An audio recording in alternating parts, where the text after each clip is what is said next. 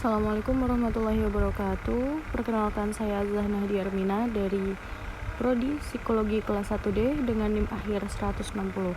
Di sini saya akan memaparkan tentang perkembangan anak akhir dengan rincian karakteristik anak akhir, tugas perkembangan anak akhir, dan perkembangan fisik serta motorik anak akhir. Masa anak akhir. Menurut Harlock, masa akhir anak-anak atau biasa juga disebut dengan usia sekolah dasar adalah masa perkembangan kehidupan yang berlangsung sejak usia 6 tahun sampai seseorang anak itu beralih ke masa remaja dan menjadi matang secara seksual. Pendapat lain juga mengatakan masa anak akhir itu merupakan suatu periode yang dimulai sejak anak tersebut berusia 6-12 tahun. Dan juga menurut Gunarsa, ciri masa anak akhir itu dibagi menjadi 2 fase, yaitu masa kelas rendah sekolah dasar, kira-kira berkisar dari umur 6-9 tahun, dan masa kelas tinggi sekolah dasar itu perkiraan antara umur 10-13 tahun. Bagaimana sih karakteristik anak akhir itu? Nah, menurut para orang tua nih, anak akhir ini merupakan usia yang menyulitkan, usia yang tidak rapi, dan usia bertengkar. Mengapa dikatakan usia yang menyulitkan, usia yang tidak rapi, dan usia bertengkar? Menurut Harlock, usia yang menyulitkan itu suatu masa di mana anak-anak tidak mau lagi menuruti perintah dan di mana ia lebih dipengaruhi oleh teman-teman sebaya daripada orang tua dan anggota keluarga lain. Selanjutnya, usia tidak rapi. Menurut Harlock, usia tidak rapi merupakan masa di mana anak cenderung tidak memperdulikan dan ceroboh dalam penampilan, dan kamarnya sangat berantakan, sekalipun ada peraturan keluarga yang ketat mengenai kerapian dan perawatan barang-barangnya, hanya beberapa saja yang taat, mengharuskan melakukannya dan mengancam dengan hukuman. Nah, anak akhir ini mereka kurang bertanggung jawab dengan benda-benda yang dimilikinya, bersikap asal saat meletakkan alat-alat sekolah, baju sekolah, ataupun sepatu diletakkan sembarangan saat pulang sekolah. Nah, biasanya anak laki-laki lebih tidak rapi dibandingkan anak perempuan. Selanjutnya ada usia bertengkar. Nah, menurut Harlock, usia bertengkar yaitu masa di mana dalam keluarga yang terdiri dari saudara laki-laki dan saudara perempuan sudah terbiasa bila anak laki-laki itu mengejek saudara perempuannya.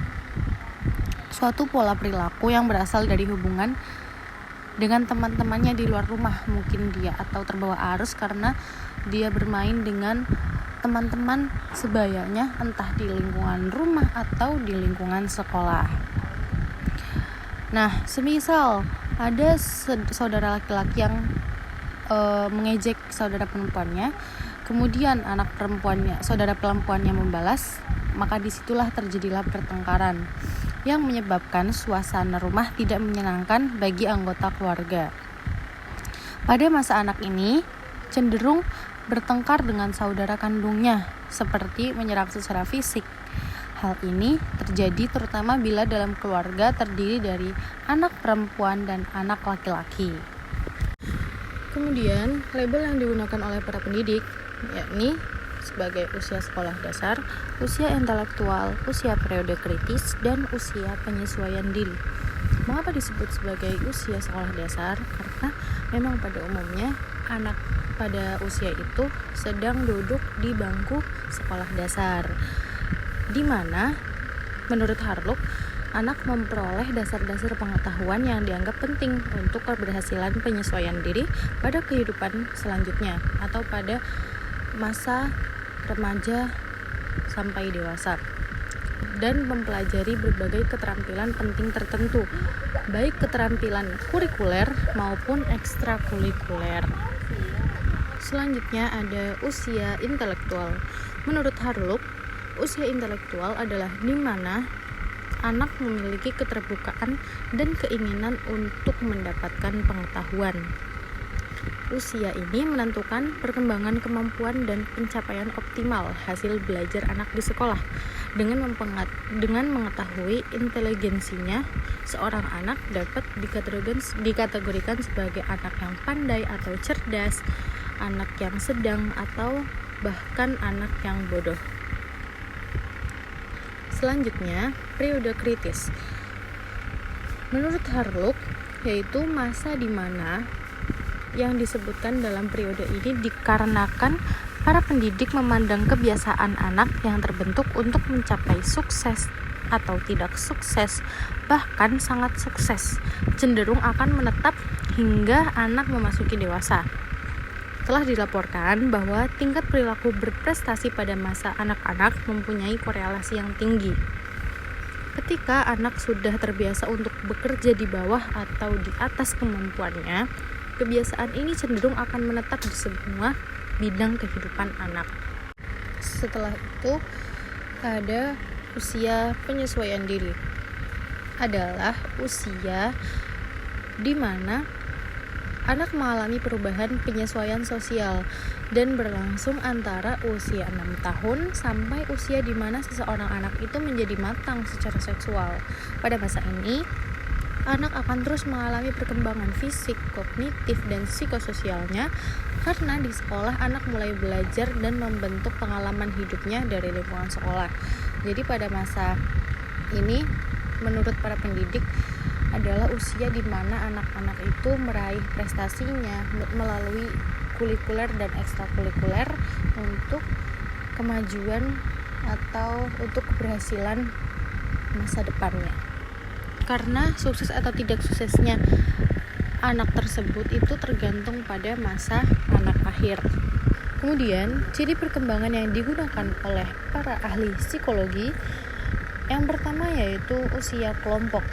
Menurut Harlock, usia kelompok merupakan usia di mana perhatian utama anak tertuju pada keinginan diterimanya oleh teman-teman sebayanya sebagai anggota kelompok, terutama kelompok yang bergengsi dalam pandangan teman-temannya. Kedua, ada usia kreatif, yaitu usia di mana anak memulai mengembangkan kreativitasnya. Oleh karena itu, bila anak dibesarkan dengan label positif, diberi kebebasan untuk memilih apa yang ia ingin lakukan, tidak terhalang oleh ejekan, cemoohan, dan label negatif, maka anak itu akan mengarahkan tenaganya untuk melakukan kegiatan-kegiatan yang kreatif. Serta ada usia bermain. Selanjutnya ada tugas perkembangan anak akhir. Jadi menurut Harlock, penugasan tugas-tugas perkembangan anak akhir ini tidak lagi sepenuhnya menjadi tanggung jawab orang tua seperti pada tahun-tahun para sekolah. Sekarang penugasan ini juga menjadi tanggung jawab guru-guru dan sebagian kecil juga menjadi tanggung jawab kelompok teman-teman.